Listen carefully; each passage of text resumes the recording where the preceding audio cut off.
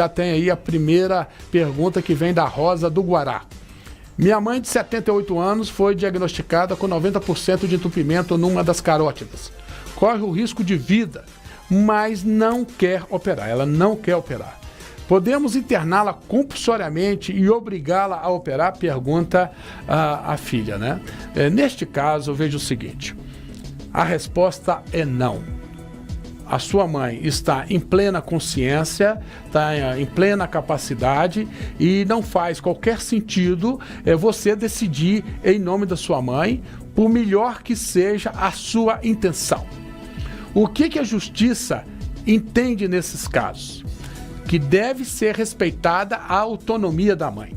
Para você internar a mãe, primeiramente teria que interditá-la judicialmente. E depois que o Brasil passou a ser signatário da Convenção de Nova York, e pela Convenção de Nova York, você praticamente restringe enormemente toda a possibilidade de interdição, de declaração de incapacidade das pessoas, fica praticamente inviável juridicamente você decretar a interdição da sua mãe simplesmente porque ela não quer submeter uma cirurgia.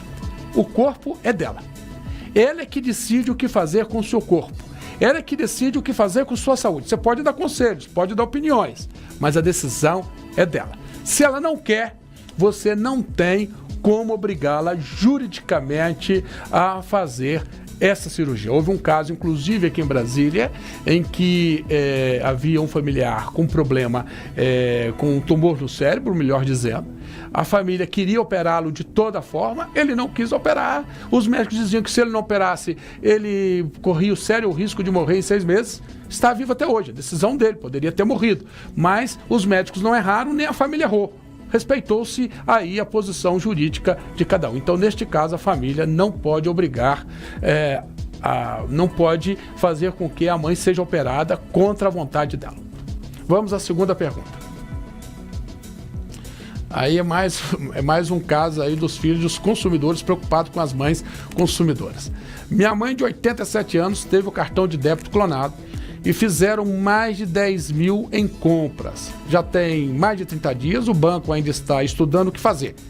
Quais meus direitos? O que devo fazer? No caso, os direitos da mãe aí, da Denise. Veja o seguinte. O que a justiça tem decidido a respeito de clonagem de cartões, seja de débito, seja de crédito, ou seja de ataques de hackers nas contas bancárias? A responsabilidade é integralmente do banco. Então, o banco que não consegue prestar conta de onde foi parar esses 10 mil reais, como esse dinheiro foi sacado da conta da mãe, neste caso, a responsabilidade é toda da instituição financeira. Assim tem decidido o Superior Tribunal de Justiça. Risco da atividade bancária. Ônus e bônus. Tem o bônus da informatização, das novas tecnologias, as instituições financeiras têm essas facilitações hoje. Mas também deve assumir os ônus decorrentes da utilização dessas tecnologias. Quem deve prover a segurança do serviço são os fornecedores, no caso, as instituições financeiras.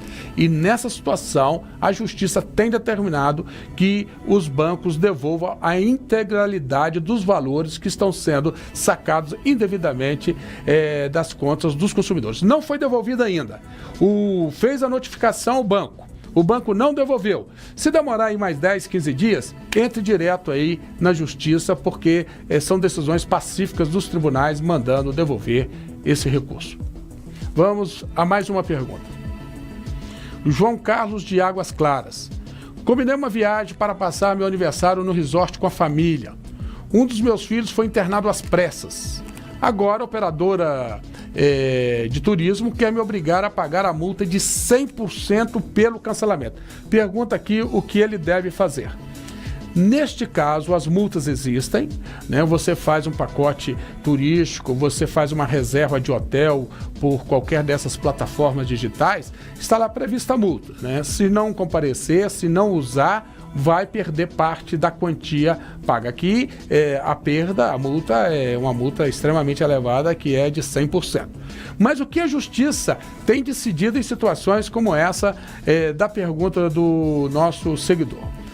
o seguinte, que em tese você não cumpriu não cumpriu o contrato, você marcou, assinou o contrato com a operadora, a operadora disponibilizou o voo, disponibilizou o hotel e tudo, você não comparece, então a responsabilidade é sua, em princípio você deve pagar uma multa. Mas quando você deixa de comparecer, deixa de viajar por um motivo alheio à sua vontade, por um caso fortuito ou uma força maior, no caso você está com um problema sério de doença de um dos seus filhos que foi internado às pressas, e a viagem era com a família, o que a Justiça tem decidido? A Justiça tem decidido, neste caso, que aplica-se o Código Civil. E o que diz o Código Civil? Nessas situações não pode ser cobrado multa, qualquer tipo de multa, qualquer tipo de penalidade por parte aí, contra, melhor dizendo, o consumidor, contra o contratante que não deu causa ao não cumprimento do contrato. Na verdade, deixou de cumprir por motivos alheios à sua vontade. Assim, a Justiça tem decidido. E nos casos em que o consumidor está errado, ou seja, o consumidor realmente contratou e não cumpriu o contrato, ou seja, deixou de viajar, não tem nenhum motivo para justificar que ele, nenhum motivo alheio à sua vontade para justificar que ele não compareceu, que ele não fez a viagem. Neste caso, se a multa é muito elevada, os juízes têm utilizado o artigo 413 do Código Civil, que permite aos juízes reduzir o valor da multa. É isso que tem acontecido. Temos mais perguntas? Vamos aqui, temos mais uma pergunta. O Gabriel Mendonça, da Asa Sul, nos mandou uma pergunta dizendo o seguinte: eu quero saber se eu posso trazer dos Estados Unidos um notebook embalado para presente e ele ficar isento das taxas de importação e da cota de $500, né? É o Gabriel Mendonça que manda a pergunta, ele quer saber com relação ao notebook que ele quer trazer de presente, se neste caso estaria fora da cota dos $500. Primeiramente o seguinte, o que a Receita Federal tem decidido a esse respeito?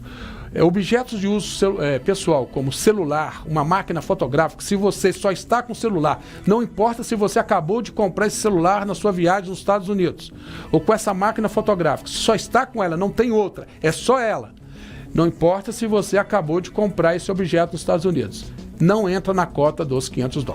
Pode ser celular, pode ser a máquina fotográfica. Mas no caso de notebook, não tem essa situação. Ou seja, qualquer que seja, ou seja, se não é um notebook que você está levando consigo do Brasil para os Estados Unidos para a sua viagem, neste caso está trazendo um notebook de fora, neste caso entra dentro da cota dos $500. O que a Receita Federal alega?